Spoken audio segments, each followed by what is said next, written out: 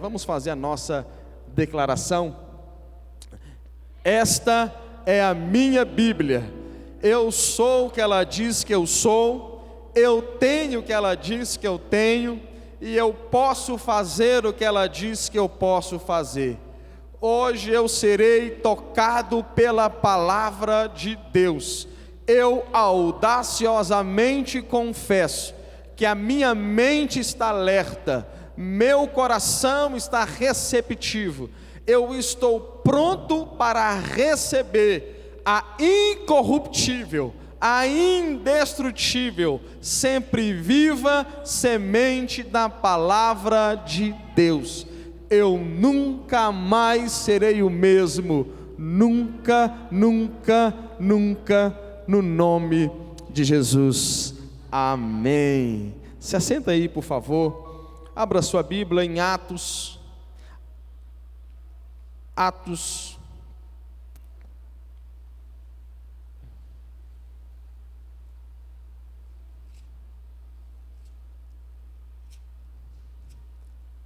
capítulo de número... Espera aí, irmãos, perdi o texto, misericórdia.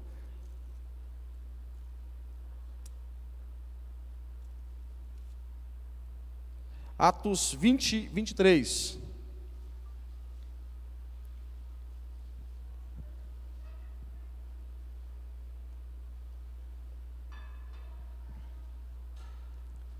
Atos, capítulo 20, versículo 23.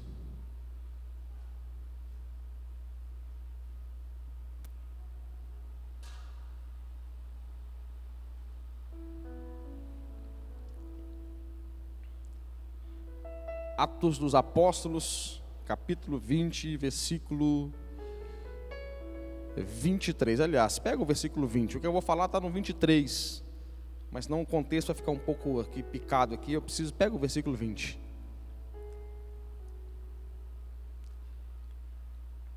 Olha o que Paulo está dizendo aqui.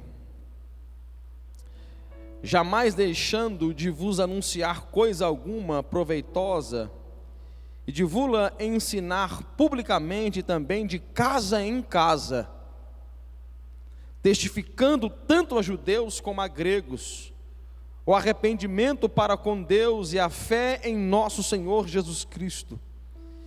E agora, constrangido em meu espírito, vou para Jerusalém, não sabendo o que ali me acontecerá, senão que o Espírito Santo, de cidade em cidade me assegura que me esperam cadeias e tribulações. Porém, em nada considero a vida preciosa para mim mesmo, contanto que complete a minha carreira e o ministério que recebi do Senhor Jesus, para testemunhar o evangelho da graça de Deus. Pai, que o Senhor nos conceda espírito de sabedoria e de revelação, no pleno conhecimento do Senhor, ilumine os olhos do nosso entendimento, ó Deus, que flua essa unção de ensino, que essa não seja uma palavra persuasiva de sabedoria humana, mas em demonstração de espírito e de poder, para que a fé dos teus filhos não se apoie na capacidade humana de interpretar textos, mas no poder do Senhor, Pai, em nome de Jesus. Quantos querem, digam amém. Irmãos, o apóstolo Paulo é um dos homens que mais me inspiram em toda a Bíblia, um dos. E quando nós encontramos homens como Paulo, vem uma pergunta, e nós sabemos o nível de sofrimento que Paulo teve que enfrentar.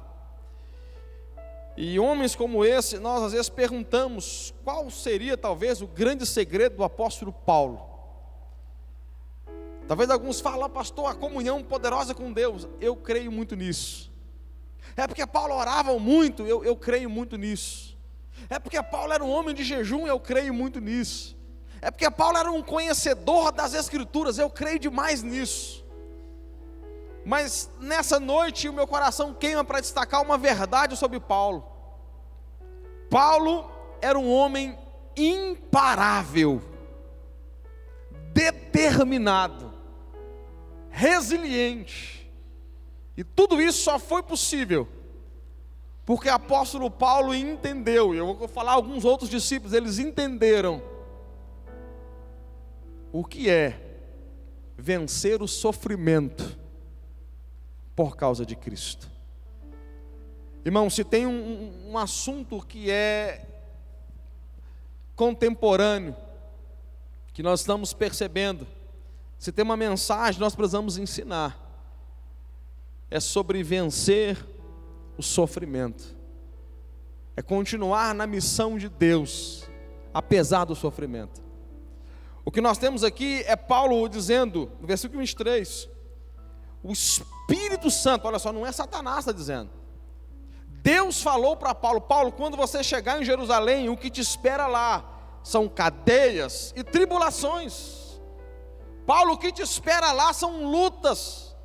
Paulo, você vai lá para anunciar o Evangelho, você vai lá para pregar, você vai lá para ser um grande homem de Deus, mas o que te espera são cadeias e tribulações. E o Paulo disse: porém, eu não considero a minha vida preciosa para mim mesmo, contanto que eu complete a minha carreira e o ministério que recebi do Senhor Jesus para testemunhar o Evangelho da graça de Deus. Paulo estava colocando a missão de Deus na vida dele, Paulo estava colocando a vida dele totalmente diante do Senhor.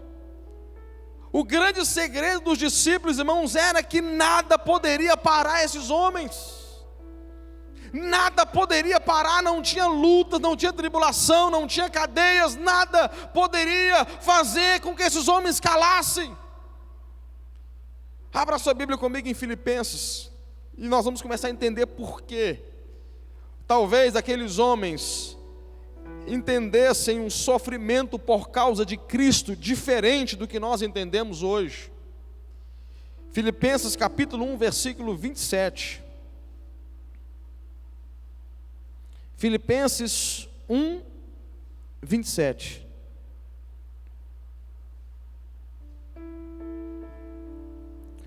Olha o que diz aqui: vivei acima de tudo por modo digno do Evangelho de Cristo, para que, ou indo ver-vos, ou estando ausente, ou sendo tocante a vós outros, que estáis firmes em um só espírito, com uma só alma, lutando juntos pela fé evangélica, e que em nada estáis intimidados pelos adversários, pois o que é para eles prova evidente de perdição, é para vós outros de salvação, e isso da parte de Deus, porque vos foi concedida a graça de padecerdes, pode colocar a palavra sofrer, por Cristo, e não somente crerdes nele, pois tendes o mesmo combate que vistes em mim, e ainda agora ouvistes, e o é meu. Aqueles homens viam um sofrimento por Cristo, e entenda bem, irmãos, eles não eram masoquistas, bate porque eu quero apanhar, bate em mim porque eu quero sofrer. Ninguém gosta de sofrer, ninguém gosta de ser perseguido, ninguém gosta de tribulações, de cadeias, mas aqueles homens entenderam um segredo: o sofrimento por Cristo, permanecer em Cristo, permanecer firme em Cristo, ainda que com sofrimento, ainda que com angústia, ainda que com tribulações e perseguições das mais diversas, para eles era um grande privilégio. Irmãos, nós precisamos olhar para o sofrimento com a mesma perspectiva que os discípulos olhavam. Infelizmente nós temos hoje, irmãos, uma pregação de alguns anos para cá, e como pastor faço parte disso, Não estou querendo aqui me colocar melhor do que pastor algum, eu faço parte disso, sim, sendo pastor.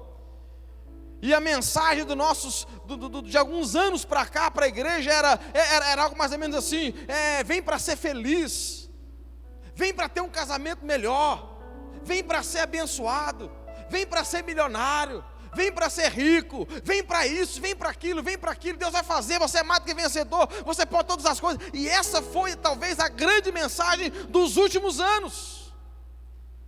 E nós esquecemos de preparar a igreja, nós esquecemos de entender que não existe um evangelho saudável que em algum momento da vida não tenha que vencer o sofrimento, as atribulações, as perseguições, as adversidades. Irmãos, nós sim precisamos entender que sofrer por Jesus é uma honra, assim que os apóstolos pensavam. E é por isso que eles não paravam ante o sofrimento, ante a perseguição. Olha o versículo 29 de novo, de Filipenses 1. Porque vos foi concedida a graça de padecer por Cristo, e não somente credes nele. Sabe o que o texto aqui está me dizendo? Que padecer por Jesus, sofrer por Jesus e permanecer, é como se estivesse num nível superior de apenas crer. E eu fiquei perguntando para o texto, para ele, não apenas crer, mas sofrer. E eu precisei lembrar que a fé, ela cresce. Quantos creem que fé cresce? Diga amém. Fé cresce. Todos nós vamos crescer no nível de fé, sim ou não? Nós estamos crescendo na fé. Agora, uma fé que está crescendo, quando nós temos fé o suficiente para crer, continuar crendo, apesar de estar sofrendo, essa é uma fé que vai fazer você se assemelhar ao próprio Jesus. Porque a linguagem, irmãos, quando nós, como cristãos, nos assemelhamos ao Cristo, isso é poderoso. Todas as vezes que nós andamos em conformidade a Jesus, isso é poderoso, e é isso que atrai os céus para a terra. Irmão, se existe um grande princípio bíblico, se existe uma grande chave na Bíblia, talvez algo muito simples, mas poderoso, é nos parecermos com Cristo. E a forma mais, o nível mais poderoso da nossa fé, no questão de imitar a Jesus, não é imitar Jesus nos milagres, não é imitar Jesus apenas nas condutas em santidade, não é apenas imitar Jesus em querer viver coisas extraordinárias, é poder imitar Jesus também no sofrimento, porque Jesus sofreu. E não foi só no momento da cruz, Jesus viveu uma vida experimentada pelo sofrimento. O autor aos Hebreus vai dizer isso. E Jesus permaneceu fiel ao Pai. Sabe por que é uma honra nós passarmos pelo sofrimento com a fé inabalável? É porque todas as vezes que você sofrer por Jesus, lembre-se, permanecer na fé vai dar a você uma fé do tipo de Deus. Uma fé capaz de suportar, uma fé capaz de permanecer. Sabe qual é o amor de Deus? O amor de Deus nunca, eu preciso falar um pouco do amor para a gente voltar para o sofrimento, porque é preciso entender. O amor de Deus nunca foi um amor de palavras. A linguagem de amor de Deus nunca foi, por exemplo, falar assim, te amo. Deus sempre demonstrou qual é o amor dele. E o amor que funciona, irmãos, é o amor do tipo de Deus. Quantos são casados aqui? Casados, mas levanta a mão, ó, dá um glória a Deus os casados aí. E os irmãos dão um glória a Deus alto aí, não você perde a janta hoje. Hein? Se a irmã achar que o glória a Deus não foi alto, você perde a janta. Sabe qual é o amor de Efésios 5:25? Que é a palavra que Deus falou para os homens, mas que se aplica às nossas irmãs, amai. A palavra amai ali é ágape, ou agapau, é o amor do tipo de Deus, é o amor da forma que Deus ama. quando Deus fala para o homem: maridos, amai, do tipo de Deus, ama a sua esposa como Deus amou, o que Deus está dizendo ali? E a si mesmo se entregou, ou seja, Jesus se entregou pela igreja, ou seja, a linguagem de amor de Deus não é a linguagem que fala que ama, que declara, que escreve cartão, apesar de ser importante, amém, homens? Não, os irmãos estão falando, o pastor falou que não é importante declarar, não estou falando isso. Mas sabe qual é a linguagem do amor de Deus? É um amor sacrificial. Fala comigo, amor sacrificial. Esse é o amor de Deus. O amor de Deus não é um amor que declara apenas, não é um amor que canta apenas, que elogia apenas. O amor de Deus é um amor sacrificial, porque é um amor que não custa nada, um amor que não é disposto a abrir mão, um amor que não é capaz de perder em prol do outro, nunca será o amor de Deus.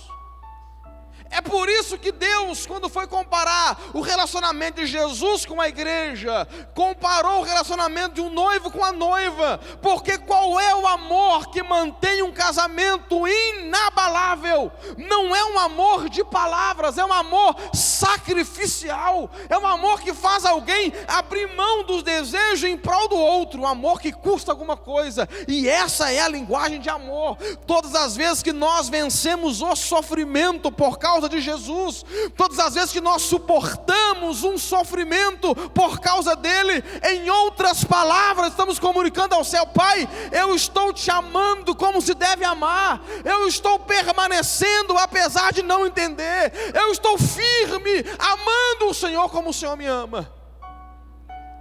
Quem está entendendo isso aqui? Agora, irmãos, entenda, esse amor foi derramado no nosso coração. Corre lá em Romanos capítulo 5. Vocês estão comigo, irmãos? Romanos 5, versículo 3.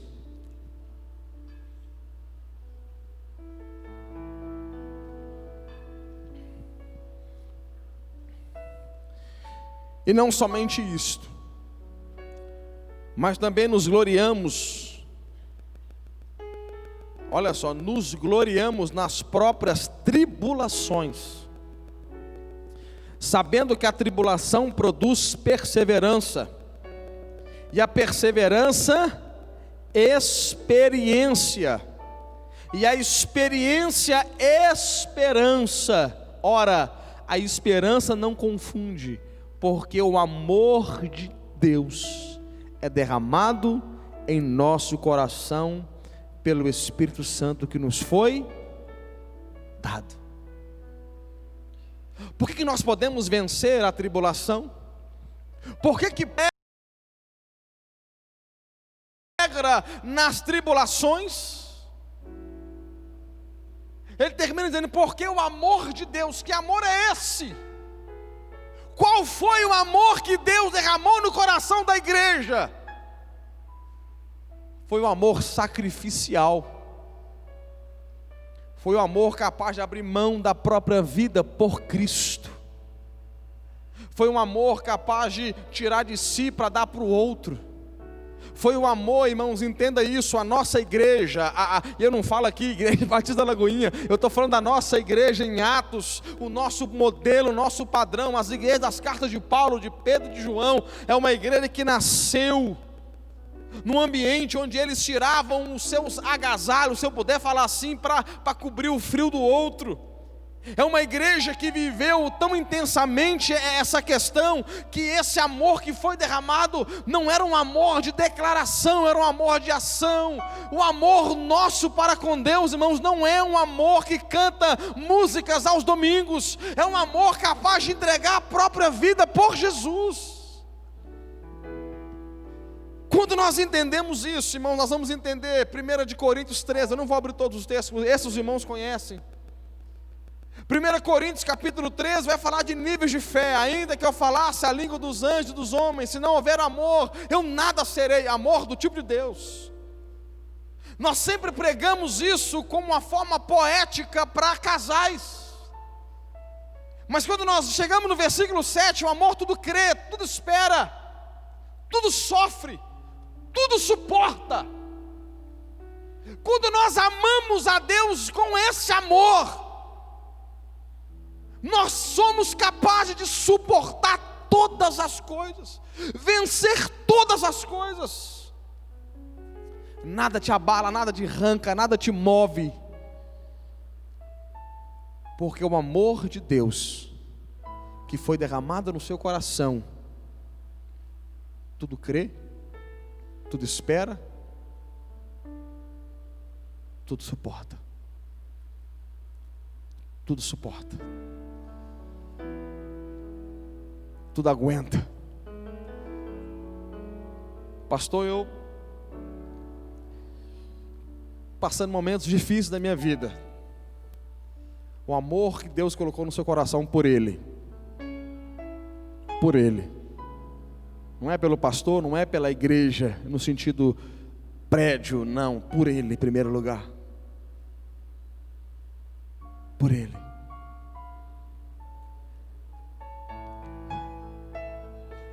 Sabe o que eu já vi? Sabe o que eu já vi?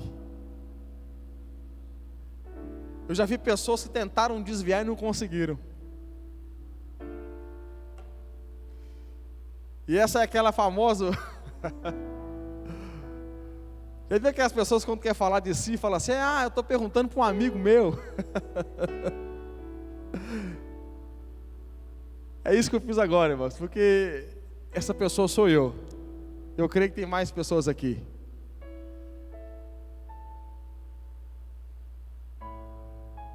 Quando nós entendemos esse amor, a gente pode até querer abandonar, falar: ah, pai, está difícil demais. Mas um dia a gente percebe que a gente está preso nesse amor, capaz de vencer todas as coisas. Aqui tem pessoas que já eram para ter desistido, que tinham tudo para estar fora, mas você permaneceu de pé, você permaneceu fiel a Deus, chorando, sem entender, questionamentos como: Deus, eu sou teu filho, não estou entendendo, pai. Entra nessa causa e muitas vezes o céu em silêncio, céu como que de bronze. A sensação é que a oração não está subindo, Deus parece não estar te ouvindo. Mas você não encontra força para sair, porque o amor que Deus colocou no seu coração é como alguém que está com um colete salva-vida tentando se afogar. Ele faz força para morrer, mas o colete volta ele para a superfície. É por isso que você tem condição de vencer todas as coisas naquele que te fortalece. Irmãos, eu preciso dar base bíblica para o que eu estou dizendo. Fala comigo, 2 Coríntios. Oh, 5:14.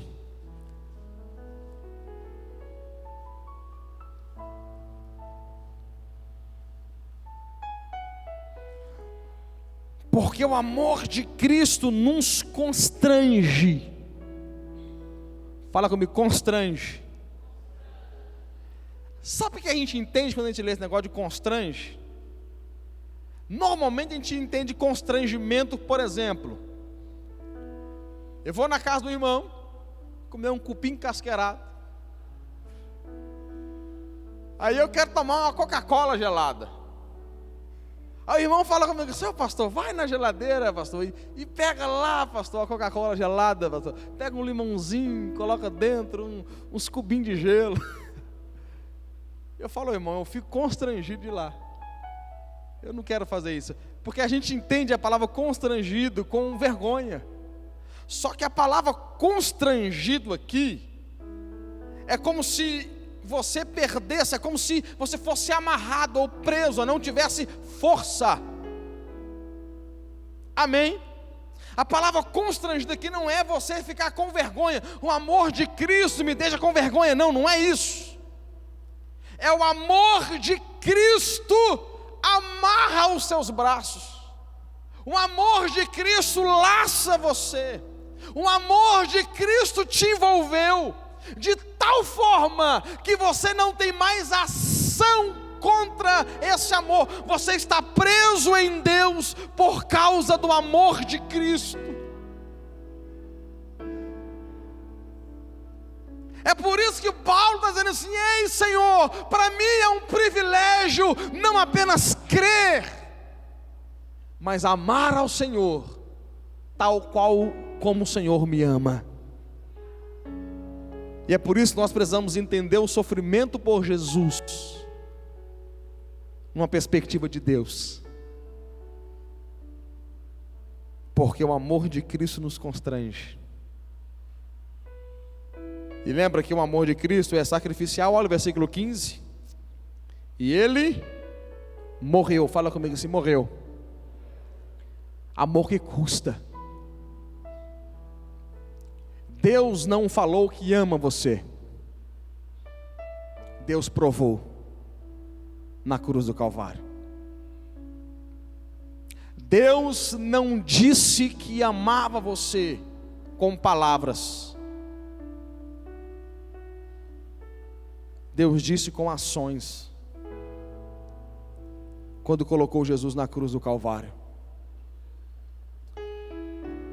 Eu estou falando de sofrimento. Sabe que às vezes a gente erra até para contar testemunho? Eu já errei muito, e às vezes erra ainda, e talvez continuarei errando, que é uma forma nossa de falar. Às vezes a gente vai contar um testemunho e fala assim: Deus é bom, porque Deus me curou. Só que Deus nunca foi ruim com quem não curou. Entende? Deus é bom porque restaurou, mas Ele não é ruim com quem não restaurou. Deus é bom porque Deus abriu uma porta de emprego para mim, mas Deus não é ruim para quem não abriu a porta de emprego.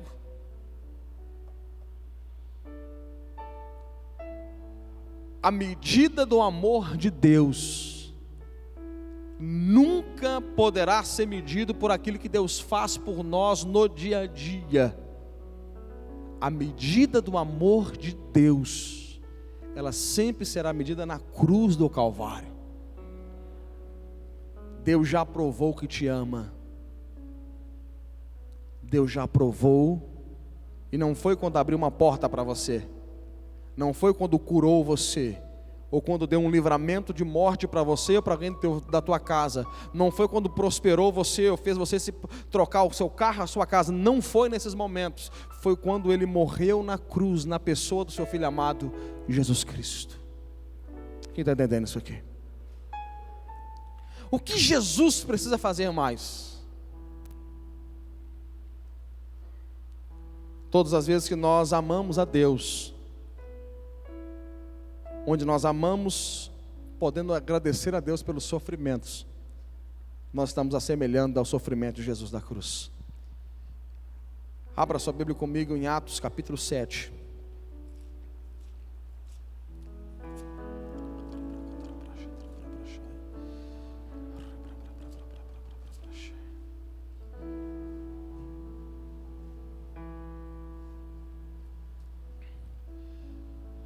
Versículo 54.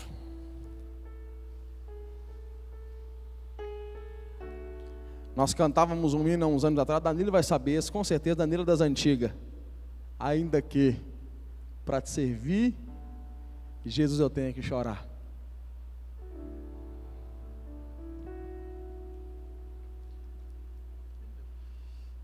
Ainda que para te servir, Jesus, eu tenho que chorar, mesmo que as lágrimas meus olhos venham molhar.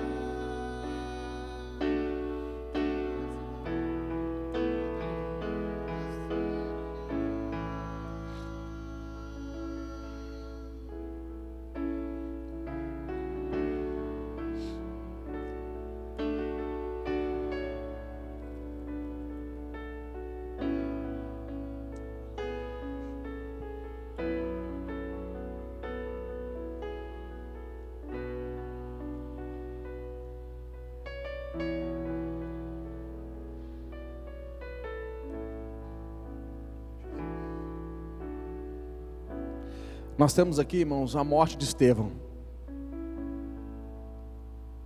Quem é Estevão, pastor? É o primeiro mártir da igreja. É o primeiro homem que teve o privilégio. Parece estranho o que eu vou dizer aqui, mas é o primeiro homem que teve o privilégio de morrer, literalmente morrer por Cristo. E sabe o que aconteceu aqui? Ouvindo eles isso, o discurso de Estevão, enfureceram-se no seu coração e rilhavam os dentes contra ele. Mas Estevão, cheio do Espírito Santo, fitou os olhos no céu e viu a glória de Deus e Jesus que estava à sua direita, e disse: eis que vejo os céus abertos e o Filho do Homem em pé à destra de Deus. Sabe o que está acontecendo aqui? Nós sabemos que Estevão foi apedrejado. Quando o primeiro homem morre por causa da causa de Deus, esse homem vê os céus abertos, o trono de Deus, e Jesus está em pé.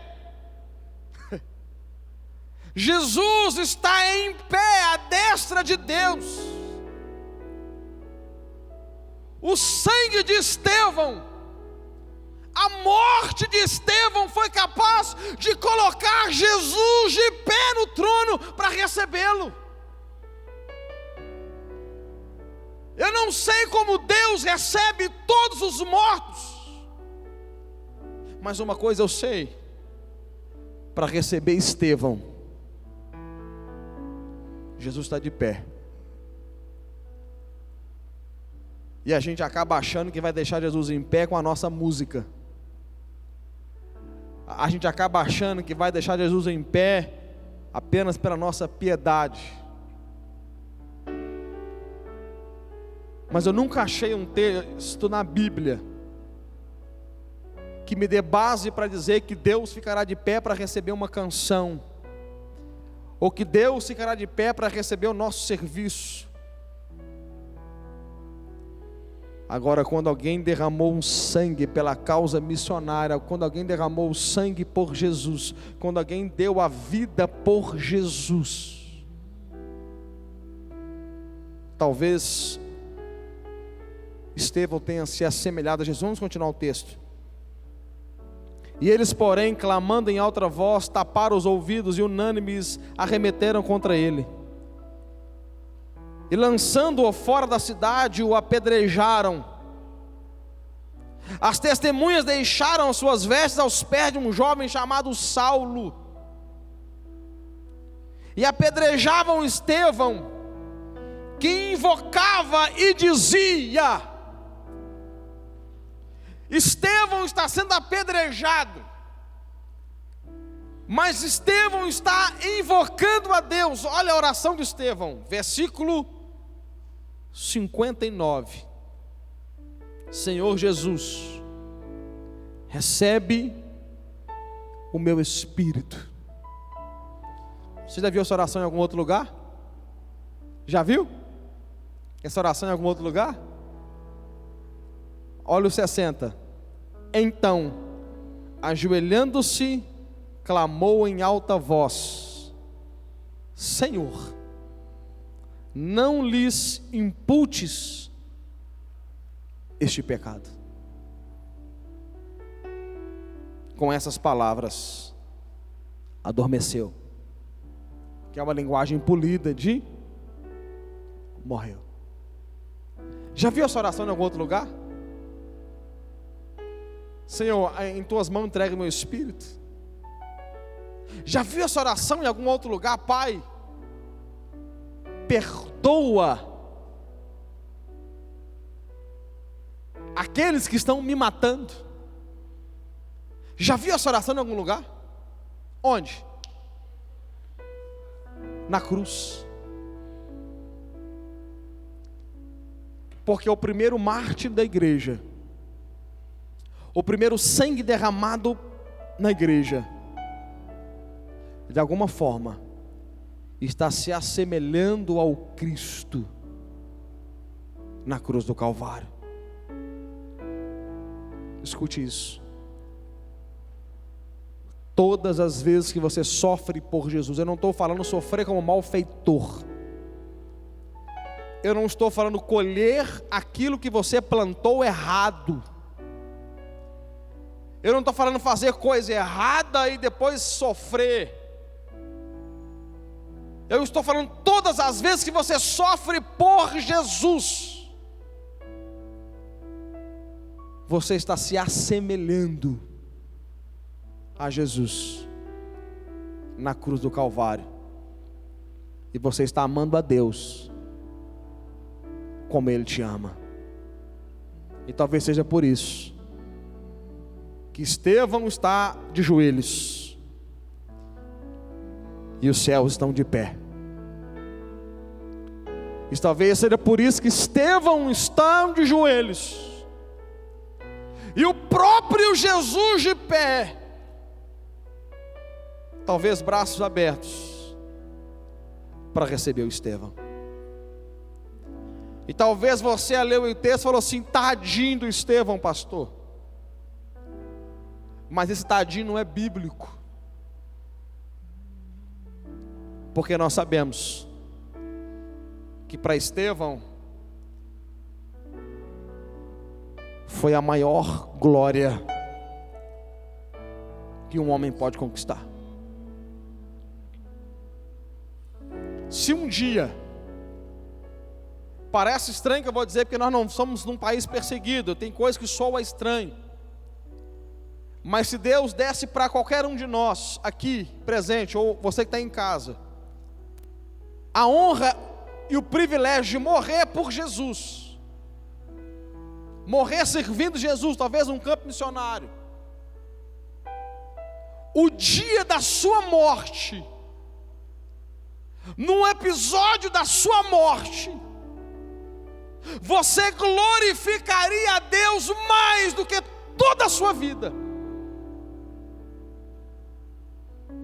Se Deus nos desse o privilégio de morrer por Ele, de entregar a vida por Ele como libação no altar, como diz o apóstolo Paulo,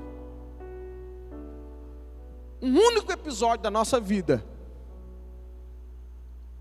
glorificaria a Deus mais do que todos os domingos que você cantou aqui na igreja. O Sansão, um juiz que fez obras extraordinárias, no dia da sua morte, glorificou a Deus mais do que toda a sua vida. E talvez você fale assim: pastor, que isso? Morrer por Jesus? Pastor, que isso? Mas alguém vai ter que morrer mesmo. Podia ser de doença, podia ser de acidente de carro, ou de avião, ou podia tropeçar e bater a cabeça numa calçada na forma mais simples, ou podia morrer dormindo, ou de um infarto. Morrer vai de todo jeito. Agora, aqueles que tiveram o privilégio, ou que terão o privilégio de morrer por Jesus, poderão glorificá-lo, não só com a vida, mas também com a morte.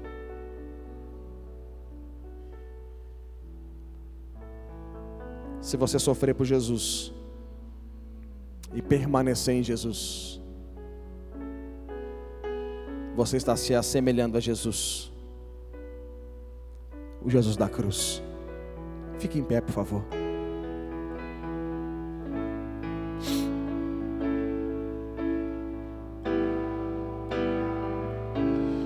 Ainda que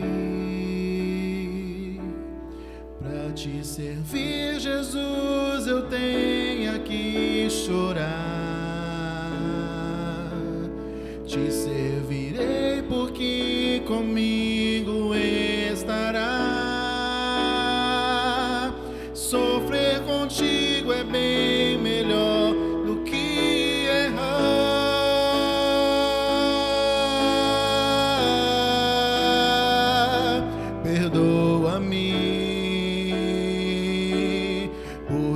às vezes não consigo nem falar. Logo as lágrimas meus olhos vêm molhar, como um sinal que tu estás neste lugar.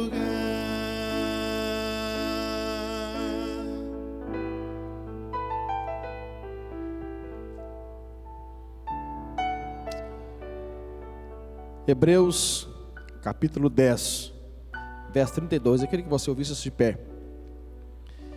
Lembrai-vos, porém, dos dias anteriores, em que, depois de iluminados, sustentastes grandes lutas e sofrimentos.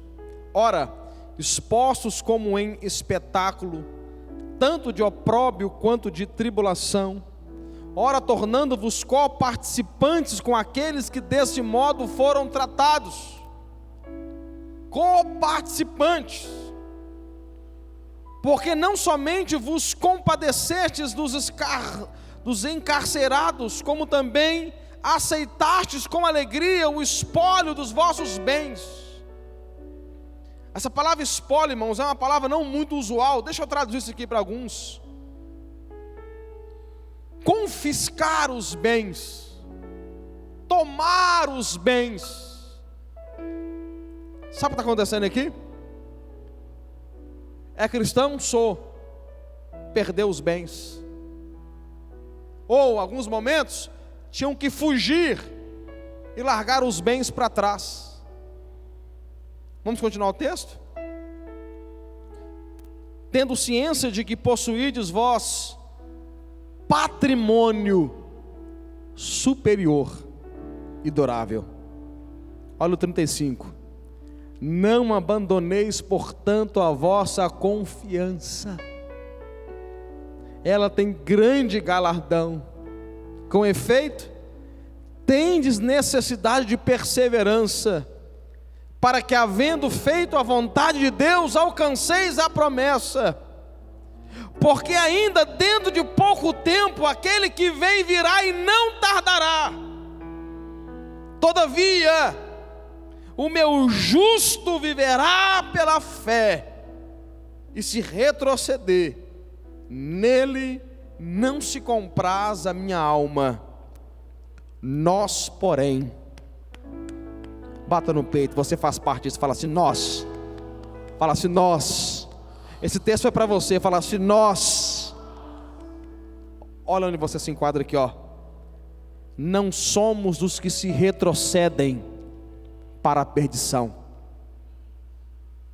Somos, entretanto, da fé para a conservação da alma. Eu queria pedir para os amados diáconos, por gentileza, os ministros de louvor já estão aqui posicionados. Eu queria pedir para nossos amados diáconos que comecem a distribuir os elementos da ceia. E você vai pegar esse pão e esse cálice. E quando você pegar esse pão e esse cálice, nós sabemos que o pão e o cálice é o símbolo do corpo e do sangue de Jesus, que foi derramado na cruz do Calvário. E se você está aqui e venceu sofrimentos por amor a Jesus, suportou coisas das mais diversas por Cristo, você de alguma forma se assemelhou ao sangue da cruz e ao corpo dilacerado da cruz. Nossos amados vão ter a liberdade de estar, por favor, servindo os elementos da ceia, por favor.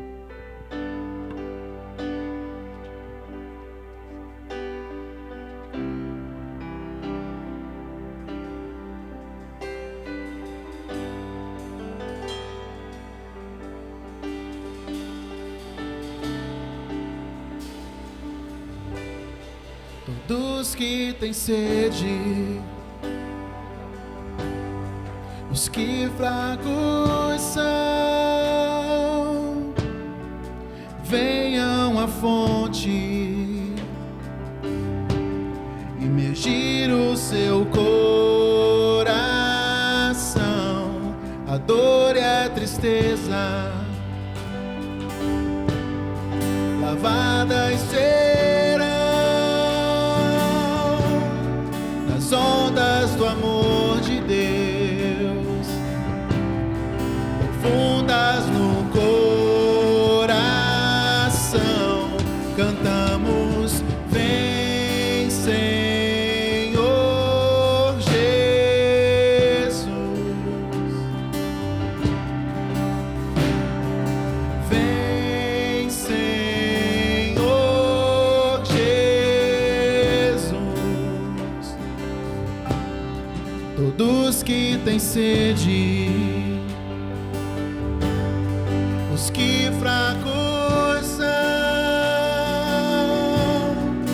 venham à fonte imergir o seu coração. A dor e a tristeza lavadas serão as ondas do amor de Deus, profundas no coração. Cantamos: vem, Senhor Jesus,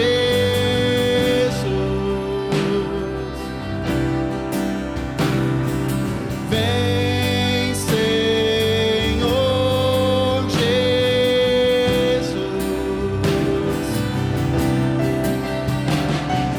vem, Senhor Jesus,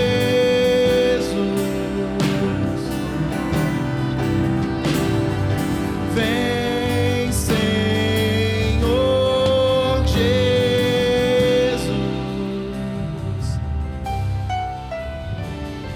Santo Espírito, vem. Santo Espírito, vem. Santo Espírito, Santo Espírito, vem. Oh, Santo Espírito,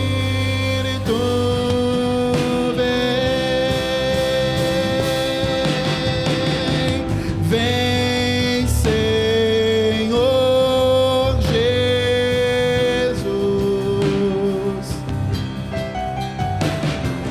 vem, Senhor Jesus.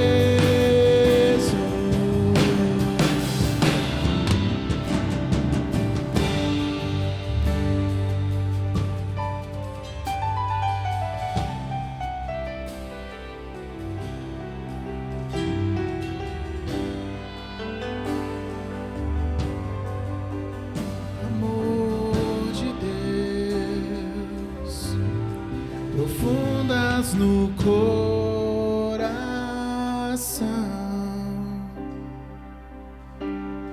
profundas no coração,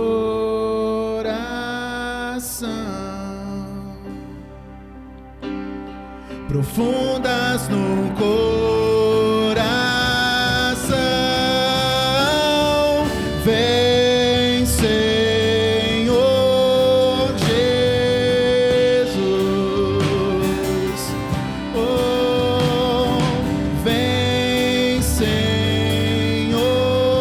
Jesus. Oh, vem, Senhor Jesus. Vem, Senhor Jesus.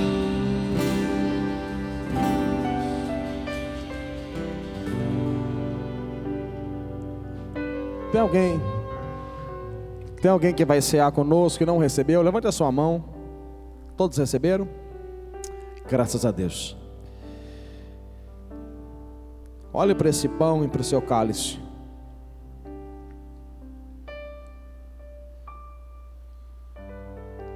O que esse pão simboliza, irmãos? um corpo. E esse cálice simboliza o sangue.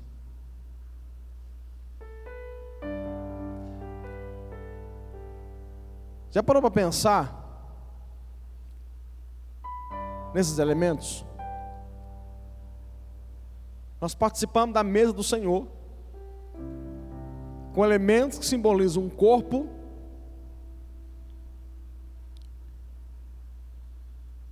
e que simboliza sangue derramado. Nós temos por maior símbolo uma cruz que representa a morte.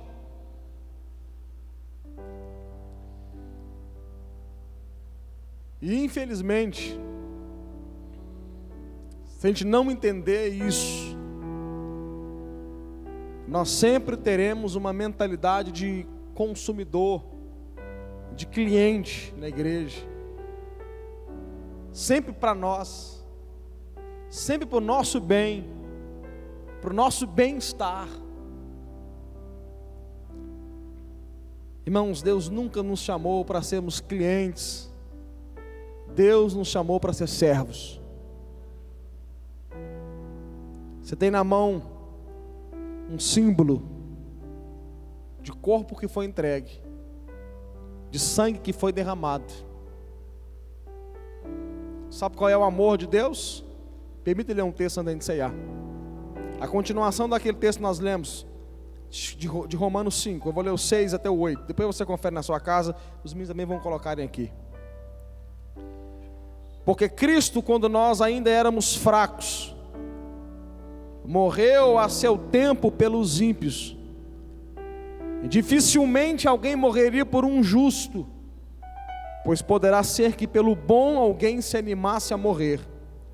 Mas Deus prova o seu próprio amor para conosco, pelo fato de ter Cristo morrido por nós, sendo nós ainda pecadores.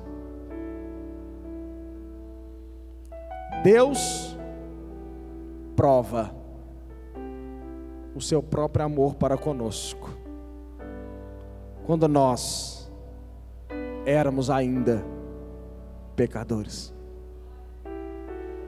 Deus prova. Você era culpado, declarado culpado. A lei dizia: você é culpado, eu sou culpado.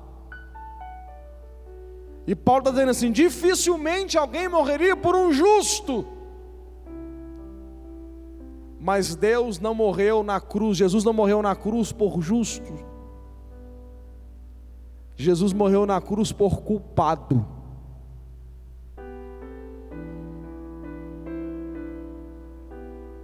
É isso que Ele fez por nós. E se tudo isso Ele fez, nós podemos permanecer na fé, sofrendo por Ele, padecendo por Ele, e se precisar, morrendo por Ele. Todos juntos, comamos do pão e bebamos do cálice.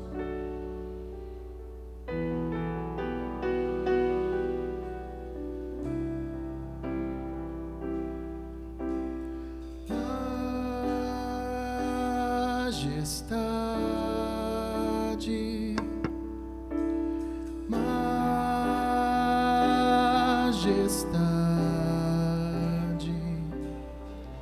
tua graça me aceitou como sou. Nada tinha quando me resgatou.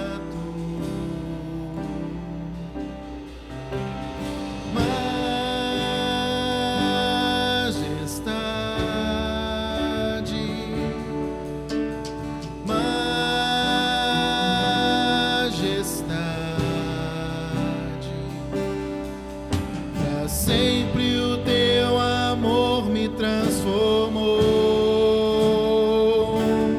na presença de sua majestade.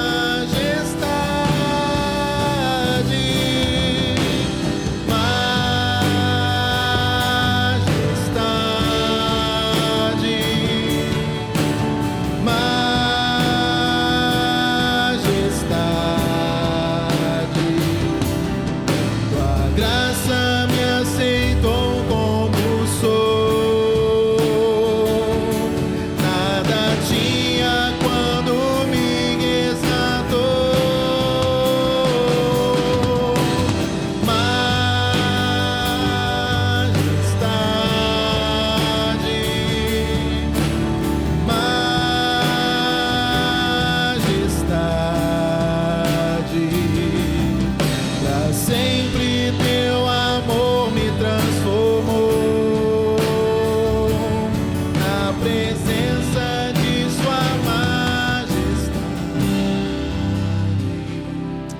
Aleluia. Eu quero fazer uma oração e nós vamos nos identificar uns com os outros. Um dia alguém orou se identificando comigo e eu queria orar identificando com você. Nós vamos orar e nós vamos ter essa identificação. Você que está em casa também, ore conosco. Coloque a mão na altura do teu coração. Se você puder fechar os seus olhos, ore assim comigo. Senhor Jesus, eu abro meu coração e eu reconheço que sou pecador e não posso salvar a mim mesmo, mas arrependido, eu te confesso como meu Senhor e meu Salvador. E eu, Jesus, que havia me desviado, arrependido eu volto, na certeza que o Senhor me recebe de volta. Irmãos, eu quero fazer essa última oração, e eu vou orar sozinho agora. Eu vou orar por você. Você que pela primeira vez orou conosco, e você diz: Senhor, eu te recebo como meu Salvador. Ou você que está dizendo: Senhor, eu estou voltando para a tua casa, para os teus braços. Eu quero orar por você que está recebendo Jesus ou que está se reconciliando com Ele. E para eu orar por você, eu quero um sinal da sua parte. Eu quero que você levante bem alto uma das suas mãos. Você que está recebendo Jesus como Salvador, ou você que está se reconciliando com Ele, eu quero orar por você. Se você estiver aqui, levante a sua mão bem alto. Se você estiver em casa, você receberá certamente um número aí agora na sua tela do nosso telefone. Envie uma mensagem para nós. Mas se você estiver aqui agora, levante bem alto uma das suas mãos. Eu quero orar por você. Você que está recebendo a Cristo como seu Salvador, ou você está se reconciliando com Jesus, eu quero orar pela sua vida. Temos alguém? Temos ali uma pessoa. Cadê a segunda pessoa? Lá atrás, a segunda pessoa. Cadê a terceira pessoa? Para Jesus. Eu não estou convidando você para uma religião. Eu estou chamando você para Cristo, para aquele que te amou primeiro. Cadê você? Levante a sua mão bem alto. Você que levantou a sua mão sem constrangimento algum, por gentileza, vem aqui à frente. Deixa eu orar com você aqui na pontinha aqui à minha direita, por favor. Vem aqui sem constrangimento algum, por favor. Pode ficar aqui, ó. Eu vou manter um pouquinho de distância só para respeitar o distanciamento que os nossos governantes estão pedindo.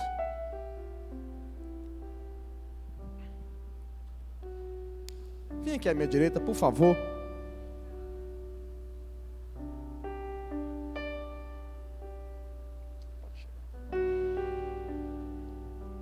De repente você não levantou a sua mão, mas você entende que o seu lugar não é aí, o seu lugar é aqui. Vem, eu estou te esperando, pode vir. Cadê você? Essa é a maior decisão da sua vida.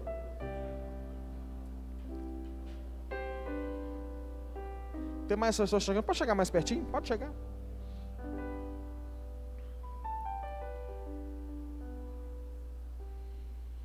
Pode chegar.